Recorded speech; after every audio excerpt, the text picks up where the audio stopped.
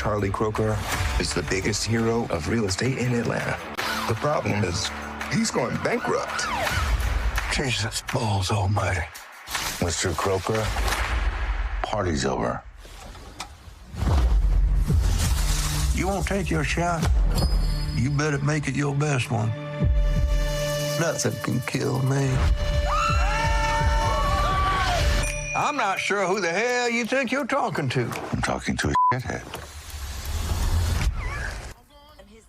We all just burst out laughing at that. That was part of the trailer for the new Netflix series titled A Man in Full, which is based on the 1998 best-selling novel by Tom Wolfe of the same name. The 6-episode miniseries follows Atlanta real estate mogul Charlie Croker, an arrogant and larger-than-life figure who finds his empire billions of dollars in debt and will do just about anything to survive and stay on top. And we're so happy to say that joining us now is the star of A Man in Full, Emmy award-winning actor Jeff Daniels. Jeff, thanks for being here. I certainly remember the book. It resonated at the time. It does again now. What drew you to the part?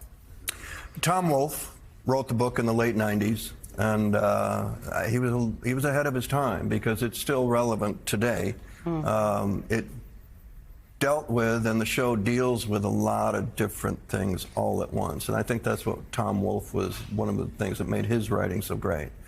There's racial injustice in there, there's political corruption in there, there is larger than life, too big to fail in there. It's all mixed together and kind of winds together. And Wolfe was exceptional at kind of weaving several different themes and storylines together. David E. Kelley and Regina King and Tommy Schlamme were three people behind the camera that were, once I knew they were there, I said, okay, I'm in.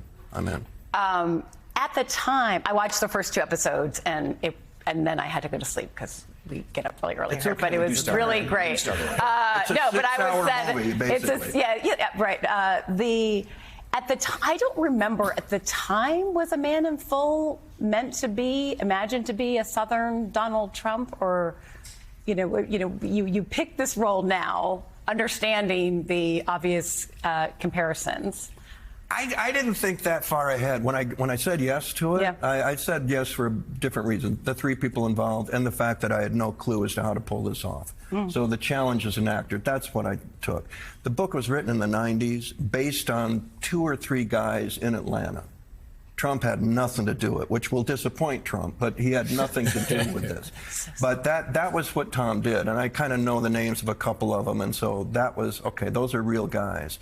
So it's not just today with Trump, who basically fits the profile of Charlie Croker. There are other guys out there. The theme of when men were men and everyone else is inferior. That's kind of the destruction of this kind of persona is part of what the show is about. So I never really factored him in. The fact that we updated it to now and up the numbers that Charlie Croker owes the bank is what makes it similar to, Donald's financial difficulties.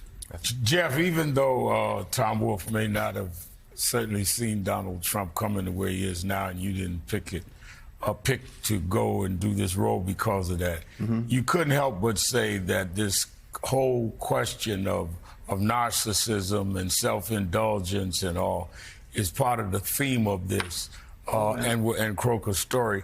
And when you walk away from watching these series, that people kind of understand that becomes self-destructive the more self-obsessed you become. Correct, and that's kind of what happens in this particular show. It doesn't end well for Charlie, and it's not ending well for Trump either. And maybe the theme might be, or the moral might be, let's find a different way to be.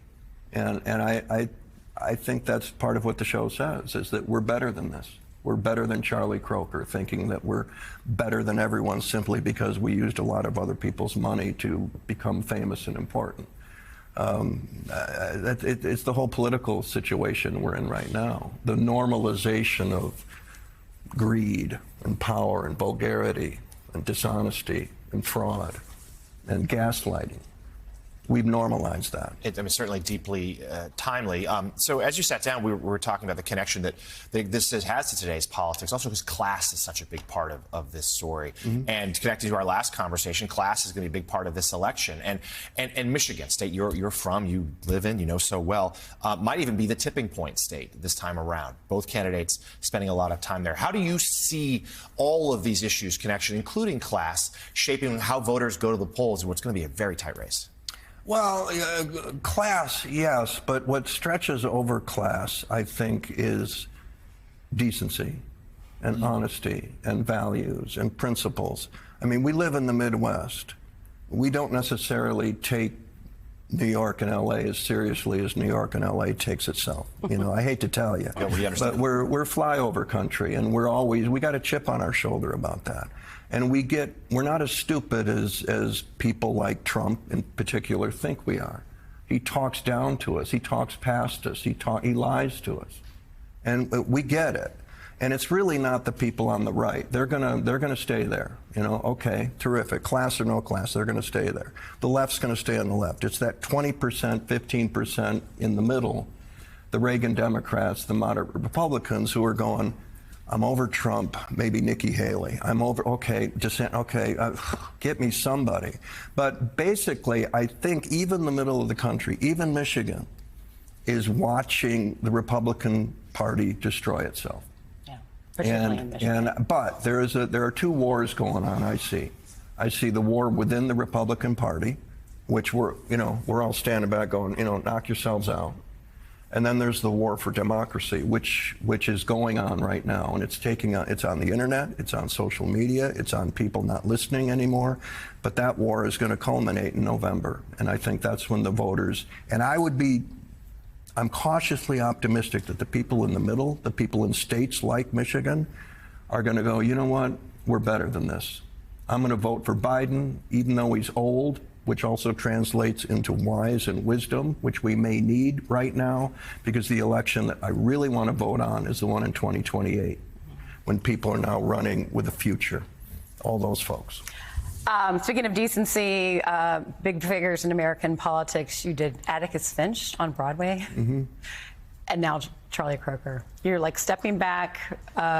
These are two big figures in American fiction. Like, 30 years later, what are you taking away from it? Well, let's imagine that lunch. Did you imagine that in your mind, Atticus Finch and Charlie Croker? Sitting down with Atticus Finch, and their waiter is Harry Dunn from Dumb and Dumber. Let's all imagine that. Let's just look. One of the great things about playing Atticus Finch was his devotion to the rule of law. And there are things that are bigger than us. And Atticus Finch knew that the rule of law was bigger than us, that the United States government is bigger than that the office of the presidency, even Reagan knew this, is bigger than you're just there temporarily. We've lost that. Trump has lost that. There's nothing bigger than Donald Trump. And I think the country, and I hope the electorate will say, we need people who are better than us, who revere and respect these institutions and things like the rule of law. Let's get back to that, and maybe then we can call ourselves the greatest country in the world. Maybe. We have covered a lot of ground here this morning. The new miniseries called A Man in Full is streaming now on Netflix. Emmy award-winning actor Jeff Daniels, thank you so much for being with us this morning. Thank you.